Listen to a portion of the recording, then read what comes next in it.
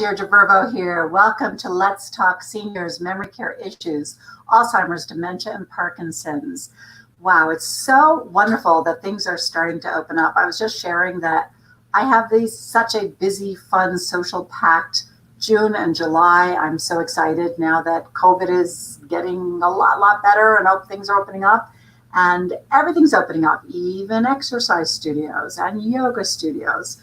So with us today, we have a very special guest who is going to teach us and tell us a little bit about how to help your seniors do some modified yoga.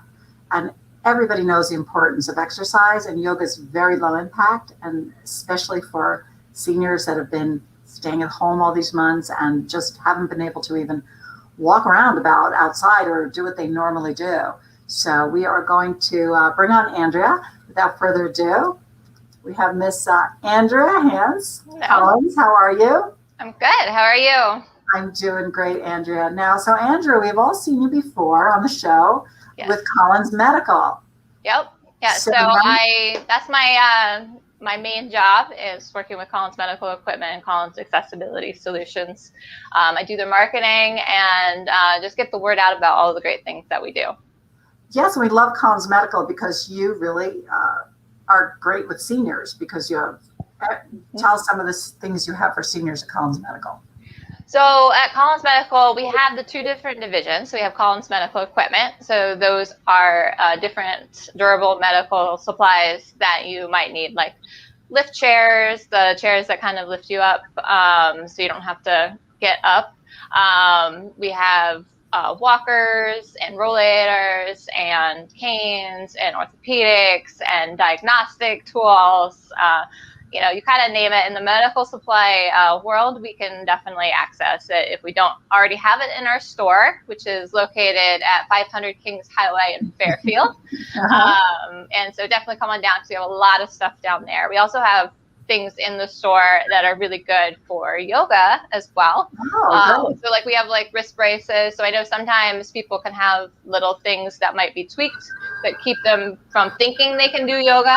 But sometimes it's as easy as just, one medical supply, and then you'll be able to do yoga just perfectly. And then we also have our accessibility side. And our accessibility side goes into the home and does remodels, stair lifts, grab bars, and anything that we can kind of do to modify the home to make it safe, maintain independence, and that sort of thing. Cool. Now, how did you get into yoga? And I know you do this. This is like a passion project for you, and you love this, and you've been doing it for like a dozen years. How did you get into it, and why teach it? And how did you come up with doing this like modified low impact for seniors and kids alike? How did it go? So actually, it's almost exactly a dozen years. It was right around 2008 when I started doing yoga just for myself for fun. A friend of mine just offered to say, "Hey, I'm going to this class. Do you want to go with me?" And I fell in love with it. It was a great workout, and it also just helped me focus. It was the only time of day that I actually just focused on one thing and didn't have a million things running through my mind, which I think a lot of people can relate to. And so throughout the last about 12 years, I've done it on and off. Some years I was doing it very consistently, and other times it might be once a month, once every other month. And the last couple of years, I've really been committed to it. I've been going prior to COVID. I was going to yoga studios and doing classes 2 or 3 times a week. And after a little bit over a year, I actually rewarded myself with a very fancy yoga mat. And then from there, I decided even before COVID that I wanted to do yoga teacher training, largely to just expand my own knowledge of yoga and to expand my own experience with yoga, but also so that if I was ever given the opportunity to share it with others, I would be certified. I would feel confident in doing that. And I started that when I used to work at a children's museum. I actually taught kids yoga, which is interesting. So you have to definitely call things different names and, give different types of instructions. But through my teacher training, I've learned a lot about modifications and how everybody can do yoga. And that's really, really important to me. It's very, like, as I really think yoga and wellness can be accessible to everyone and everybody as well. And so really learning those modifications and how to teach those have been important to me. I'm still learning, but I'm excited to say that after tonight, I will be a fully certified 200-hour yoga teacher. So that's a lot of very hours. excited. So, Andrea, what exactly is a fancy yoga mat? What is fancy about it? Is there bling bling on it? Like, what is it? So for me, fancy means more expensive than $10, basically. But this you got a $20 yoga mat. So it was actually $80, which is a lot for me. If anybody knows me, they know how that I had to really talk myself into that. But it's a non-slip mat. It's also made from recycled material. It's guaranteed for life, basically. Oh, wow. Yeah, it's extra cushiony, I hope. So yeah, it's got a little bit of cushion, but just enough. Like, you don't want too much, because sometimes if you have too much, it can kind of cause you to slip and stuff like that. So yeah, so it just has just enough cushion and no slip. Yeah.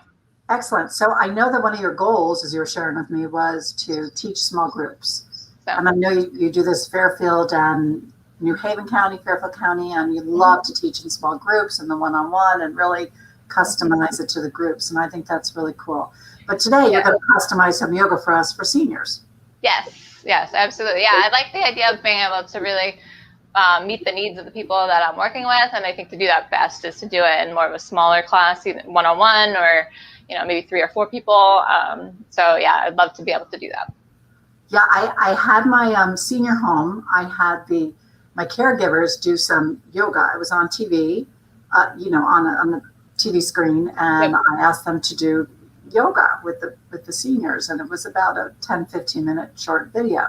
Mm-hmm. And they reported back to me that they couldn't move too well. Well, they had them sitting in their recliner chairs.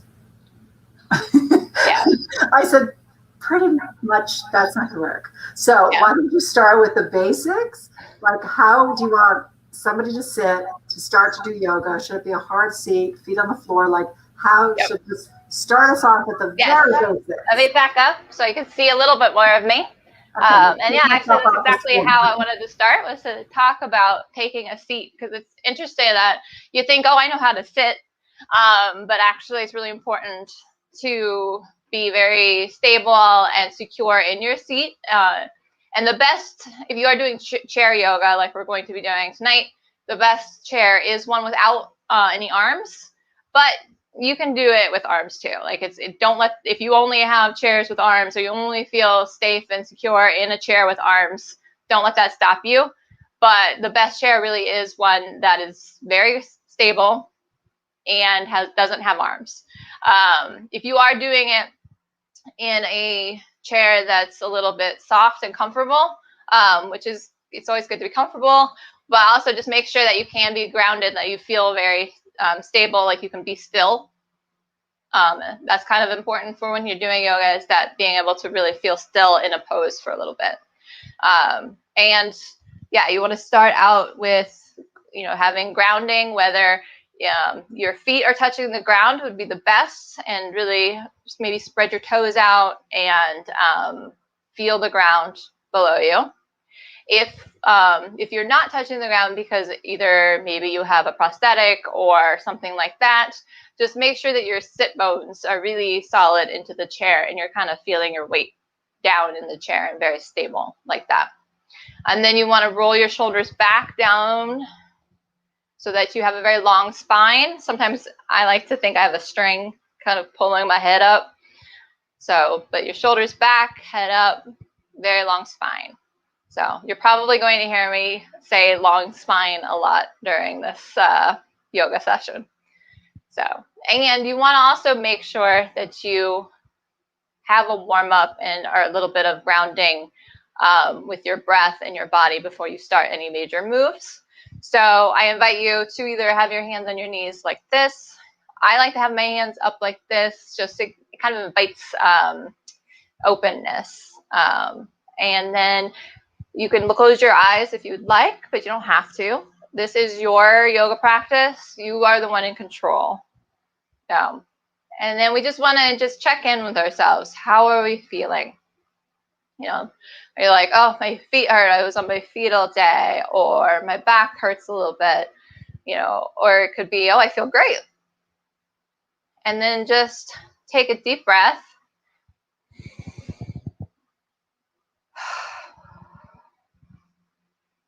And one trick with breath too is you can put your hand on your belly and try to fill your belly almost like it's a balloon. So if you take a deep breath in and then out, and you kind of feel your belly move with you, and that's a really, really good deep breath. But for now, just kind of find your natural breath, like what feels good to you. Is it in and out through your nose? Is it in through your nose, out through your mouth? A little bit of both. But just try to come to where the only thing you're thinking about is where you are right now and what you're doing right now.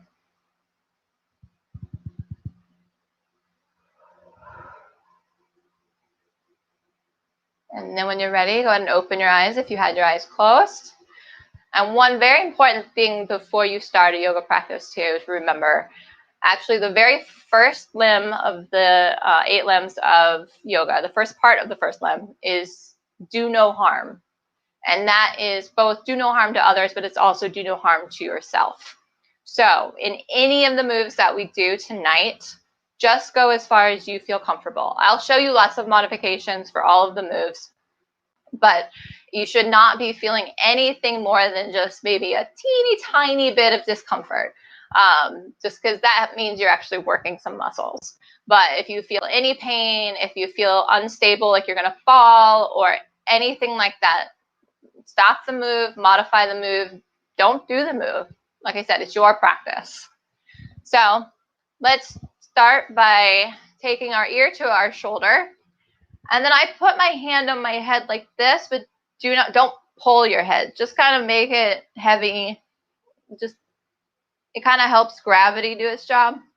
And then you should be able to feel a stretch right here. And don't forget to breathe. I'll also be saying that a lot. Now let's do the other side. So your ear to your shoulder. You'll also notice that I don't say left and right. I'll say one side or the other side because it's really up to you which side you want to do first. And also I know that some people have trouble thinking what's left, what's right. I'm one of those people, so no judgment here. My husband makes fun of me because I usually do the L to figure out which side is left. So now let's warm up our shoulders. Let's roll one shoulder back. Roll the other shoulder back.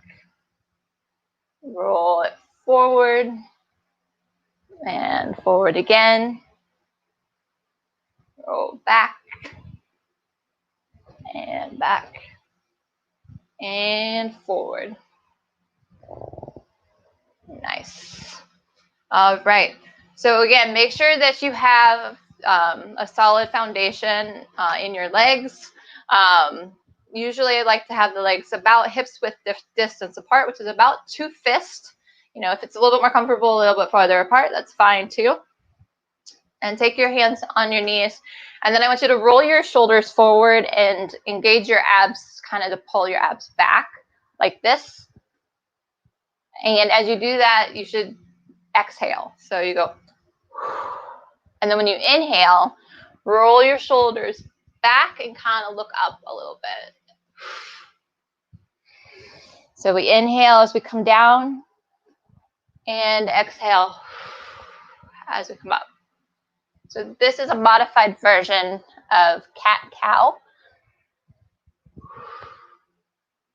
And just kind of do it to your own breath. You don't have to follow my breath. My breath is going to be different than yours. But it just kind of gets your back warmed up, because you're kind of moving in different directions.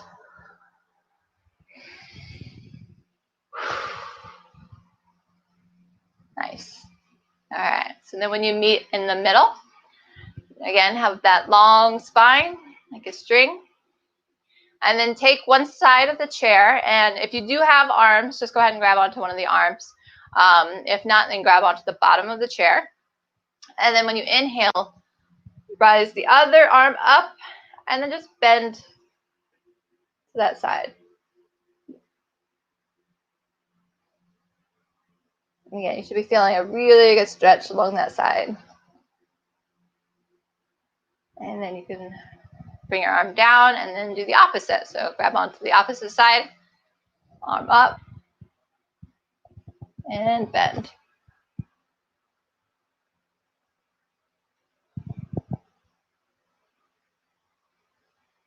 Nice.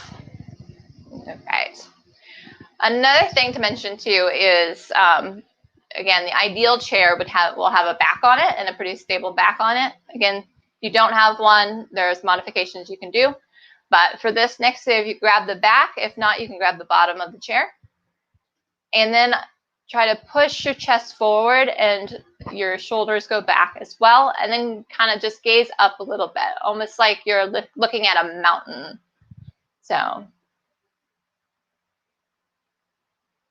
and this is a modified version of camel pose. So, and it's considered a heart opener. So that means that you just kind of are opening yourself up to all the good things. All right, then let's come back to neutral.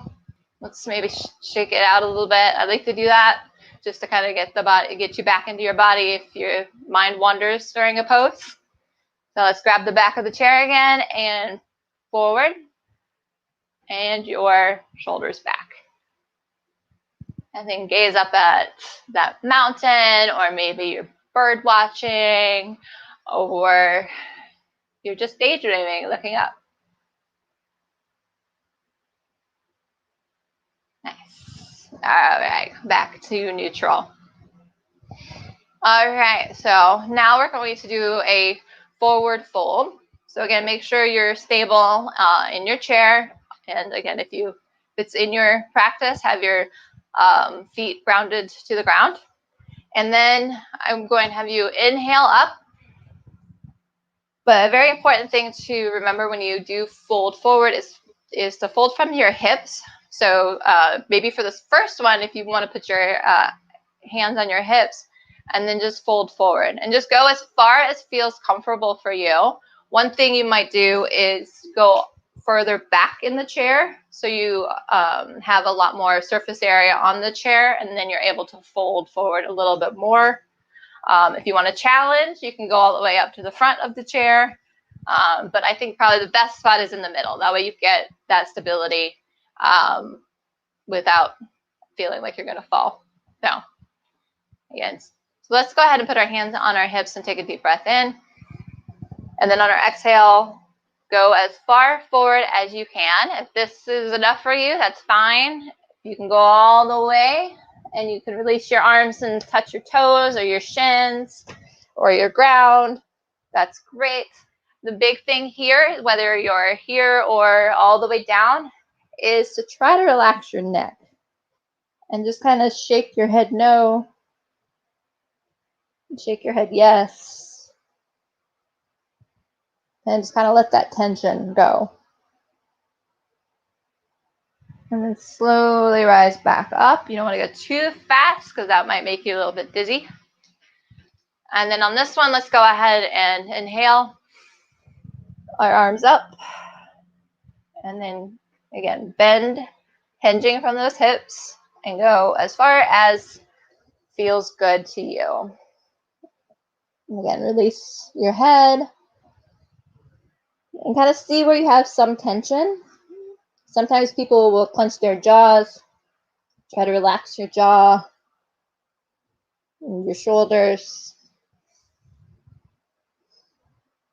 Take a couple of breaths here.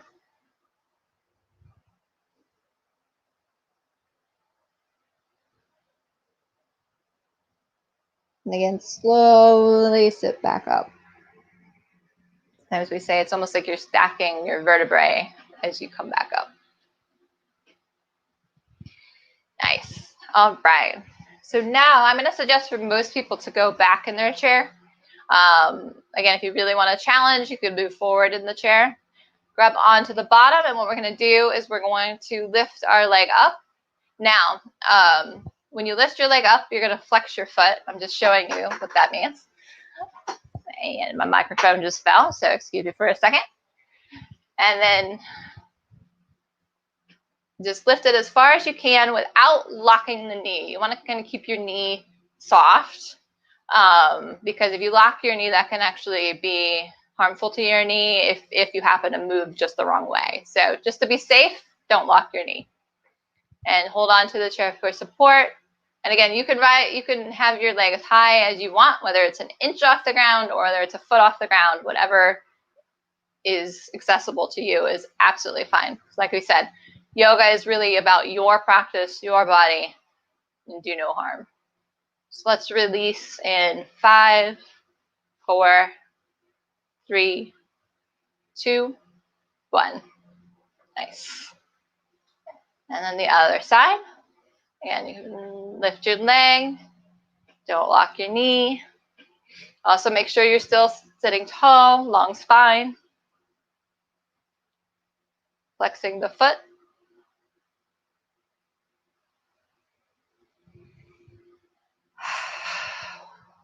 And let's release in 5, 4, 3, 2, 1.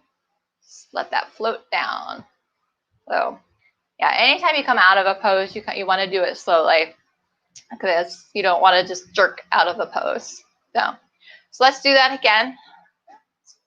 And lift one leg, flex your foot. You should be feeling this in your calf as well as your thigh. So it's both a stretch and also helps build muscle. And that's one of the nice things about yoga, is it's both strength and flexibility, as well as really good for your mind. All right, let's go down in 5, 4, 3, 2, 1. And float down. Other side, up. And actually, some science shows that yoga helps you sleep better. It helps with your immune system. They've actually done studies with seniors in this, and it's helped seniors with their immune systems, as well as sleeping better too. So, and it reduces the fear of falling, which is really great. So, all right, and let's go down in 5, 4, 3, 2, 1. So, all right. Now, this next one is going to have a lot of modifications. So let's just watch me first. If it's accessible to you, bring your foot up to right above your knee. Again, you don't want to put it right on your knee, because that can put too much pressure on your knee. And flex your foot like this. Now, this alone might be plenty for a lot of you. And that's great. If you can do this, this is amazing. You're very flexible.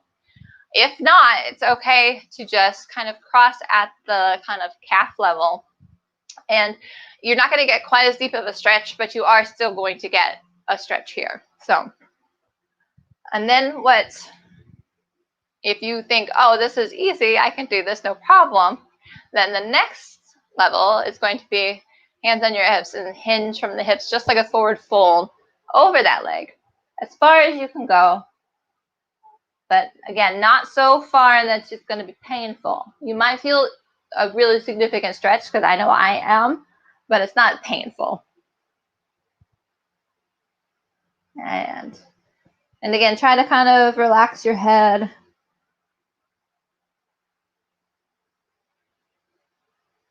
Nice. And then slowly get up if you're doing a forward fold. And then again, float that foot down. And then, of course, we want to be balanced, so we got to do it on both sides. So you bring your foot again above your knee a little bit. Flex your foot. Or you, like I said, you can cross at the calf as well.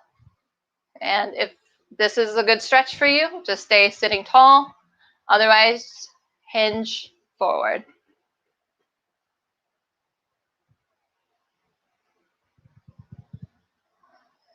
And again, don't forget to breathe. And just kind of let gravity do what gravity does. In these kind of poses, it kind of helps you out.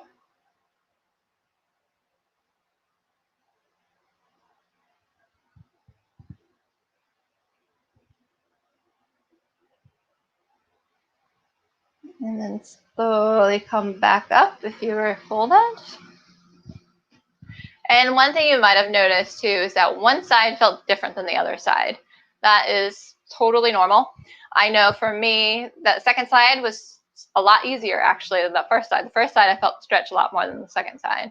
So, and when I do balancing poses and things like that, I always seem to be really good at one side and I fall out of the other side every time. So that's perfectly normal. Now, this next pose is actually one of my favorite, mostly just because of the name, I think, because it's called the goddess pose. So you're going to want to have a wide stance. So whether that's just like as far as the chair, that's totally fine. If you can get it around, obviously if you have arms on the chair, that's going to be difficult. But if you can get it on each side, then do that. And you want your toes kind of facing 45 degrees. If you have your toes further than that, you're probably a ballerina. And this is yoga, not ballet, even though I love ballet. So you just kind of a little bit towards the sides. So, and then so you should be feeling a really good stretch here. And again, make sure you're standing up tall. Maybe do your shoulders back like this. And then inhale your arms up. And then when you exhale, I want you to bring your arms down so that your shoulder and your elbow are pretty much in line with each other. The elbow can actually be a little bit further back as well. So when you inhale, your arms up, and then you exhale, your arms down. Let's do a few of those. Inhale up, exhale down. And again, with any of these poses, do it to your rhythm. If you have a faster breath than I do, you can do it faster. If you have a slower breath than I do, then you can do it slower. Again, this should be kind of opening up that shoulder area. Nice. Let's do one more.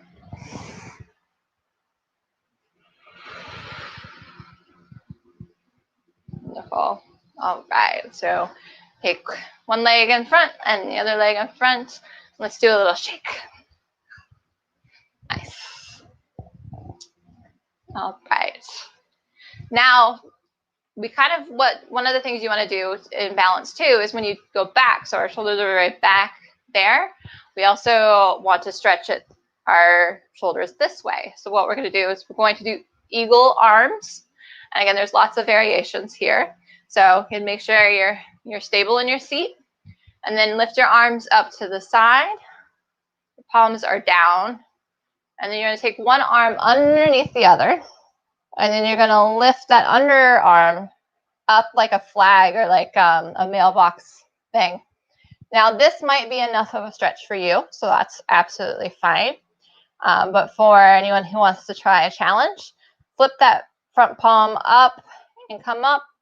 And your ultimate goal is to try to get palm to palm. You can also do the back of the hands together.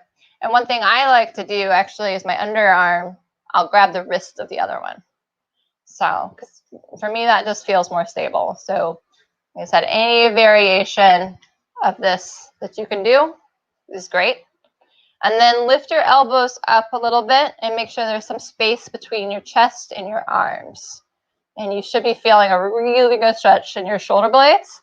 And it also works on gaining muscle in your arm as well. So let's just stay here for just a couple breaths.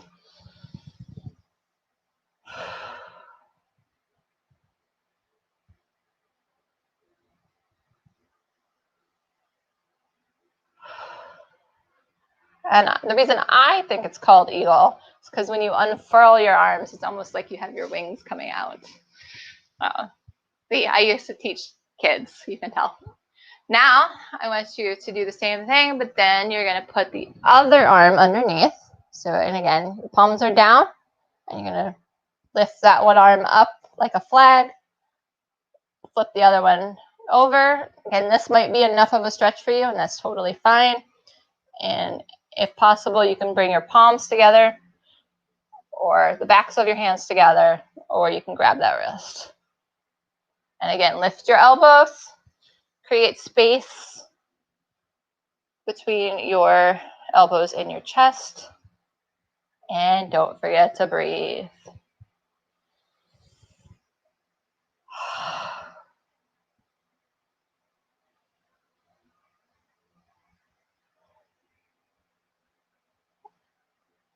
And then you can unfurl your wings and let your wings fly a little bit.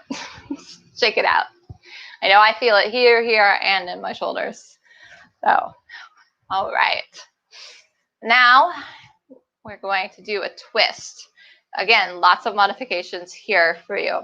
So grab onto the bottom of the chair and then inhale your arm up, and then you can twist just as much as you feel comfortable. So you can either grab onto your thighs, you can grab onto the chair, or if you have a handle, or if you want to go all the way, you can breathe up and go all the way and grab the back of the chair. And your gaze, where your head goes, should go as far as your hands go. So my hand is at the back of the chair, so I'm looking towards the back of my chair. If I was here, I would just be looking this direction. And if I was at my thigh, I'd be here. So, and a twist is actually really good for your digestive system. It kind of gets those organs awake and working a little bit harder. All right, and unfurl. We're going to do the other side. So again, grab the bottom of your chair or your arm and inhale up and go as far as you feel comfortable. And don't forget to breathe.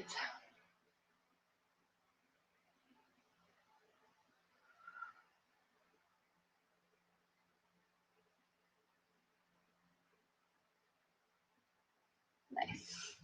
And unfurl the twist. Perfect. All right, so for the next one, again, do as much as you can. This is going to be probably the hardest physically, because it is our ab work. Most yoga programs do include a little bit of ab work, because our core is so important to our stability. It also makes us feel very strong too. Oh, and we might have a little visitor here. So this is George. He's really good at downward dog. So if you ever have a class with me and you want me to bring George, I'm more than happy to. So, all right. So you may want to get back in your chair if you want a little bit more stability, or the middle, or if you're really wanting a challenge, you can go all the way up. And let's start by, again, long spine. Hold the chair for stability. And let's start with just raising one leg up. Now, this is literally just raising your knee up. But what you want to do is you want to try to pull your belly button towards your spine when you do it, so you're engaging that ab to lift your leg up.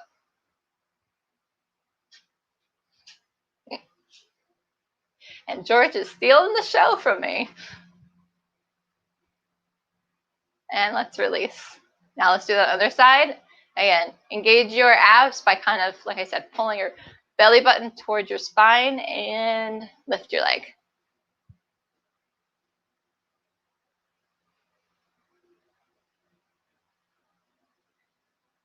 All right. Now, if that was a challenge for you and that was enough, that's absolutely fine. If you want to push it a little bit farther, what I want you to do is I want you to kind of lean back in your chair. You might want to put your bottom about in the middle and then lean your back to the back of the chair. Grab towards the front of the chair this time, and then try to lift both of your legs up. I mean, this is a challenge for me, so if you can't do this, it's okay.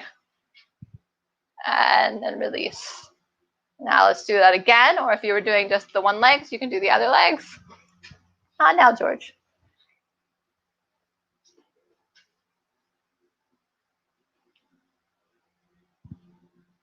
All right. Whew. So that's the toughest part of the whole thing. Now, actually, we are just going to do a little bit of cool down. So let's start by kind of giving ourselves a hug. So put the opposite hand on the shoulder and the other shoulder. And just kind of twist a little bit. Nice. All right. Now put the one that was underneath on top. And this time maybe twist to the side, bend to the side.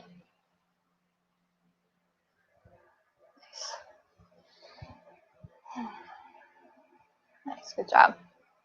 All right. Now we're going to take our knee. We're going to put our hands over our knee and lift our leg up as far as you can. So if you just can lift it an inch, that's totally fine. If you lift it a foot, that's totally fine. If you want to bring it all the way in, almost like you're putting it on the chair, you can do that as well. Like I said, whatever feels the best to you. This should just be releasing any tension that you have from the workout.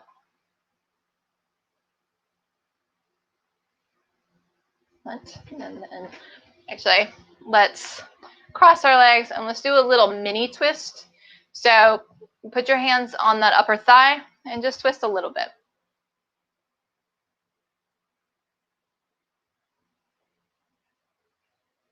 Nice. All right. And then the other one. So grab that knee. I'm grabbing a little bit underneath the knee. Again, you don't want to go right on the knee. You want to go a little bit underneath the knee and lift just again as far as you can. So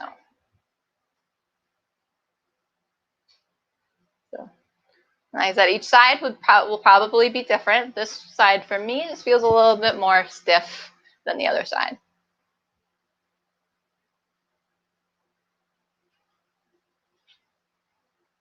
All right, let's go ahead and put our feet down.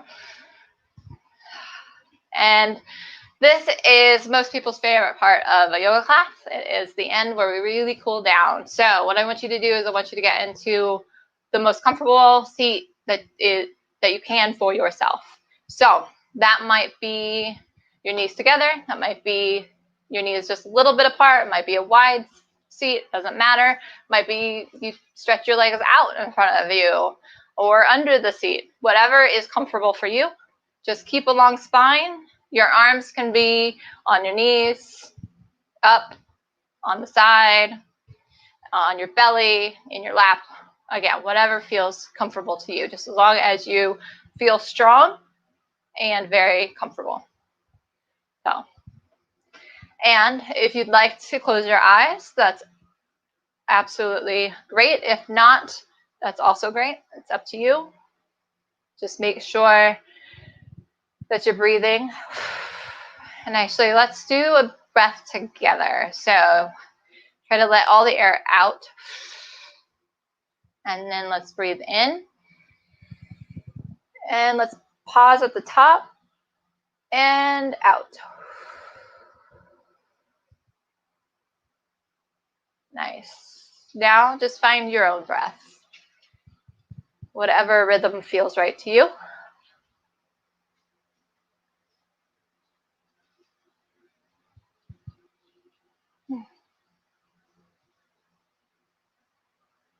And let's just relax your legs.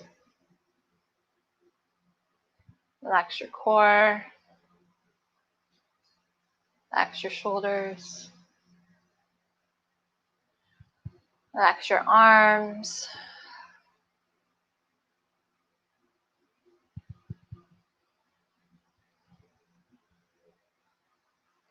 And also one of the really important things to do is to thank yourself for participating.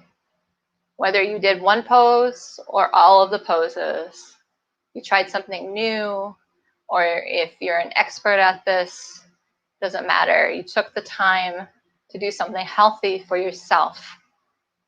So be grateful that you can do even one pose.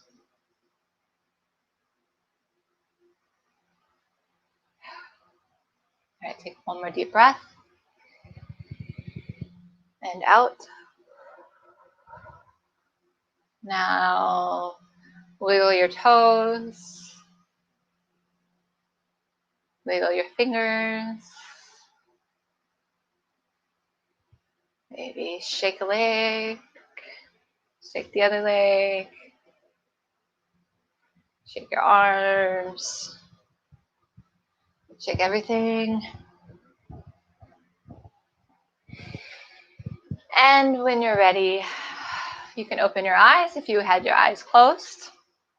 And for me, I want to say thank you for letting me show you some different yoga poses and hopefully some different modifications that help you do the different poses. And of course, you know, this is just a little glimpse of things. There's a lot of other types of modifications that you could do. I really truly believe that yoga is for every body. And a lot of the barriers that people see with doing yoga is they might get injured. But again, that's really, if you modify, you should avoid injury. And also, if you have a yoga teacher that you trust, they should be able to help you with that as well. Cost can sometimes be a barrier, but there's a lot of resources out there to be able to do yoga. You know, if you can't afford to get a private instructor, great, but you don't need to. You can YouTube. There's lots of YouTube out there for yoga for amputees, yoga for caregivers, yoga for seniors, all kinds of things. So I encourage everyone to check it out. Andrea, I almost fell asleep. I've heard that before, actually. I was doing the yoga. It was so peaceful. Like even in the beginning, just breathing was really helpful.